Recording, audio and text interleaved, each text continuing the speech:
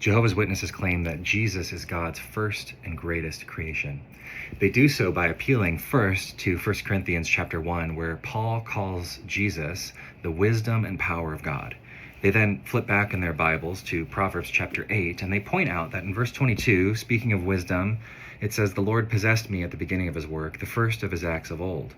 Ages ago I was set up." In verse 25, "Before the mountains have been shaped, before the hills, I was brought forth." And so Jehovah's Witnesses, much like the heretic Arius from hundreds of years ago, say, doesn't this passage seem to indicate that God created wisdom?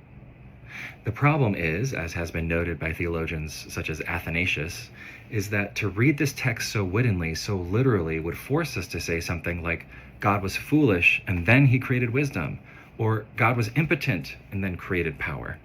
But of course, we can't say such things about God because God doesn't change. Indeed, using the very same language, Moses in Psalm 90 says, "Before the mountains were brought forth, or ever you had formed the earth and the world, from everlasting to everlasting, you are God." This is why Christians have always professed that the Father has always been Father and that he has always possessed his Son, who is eternal alongside him. He shares his nature, and therefore the Father and the Son have always existed.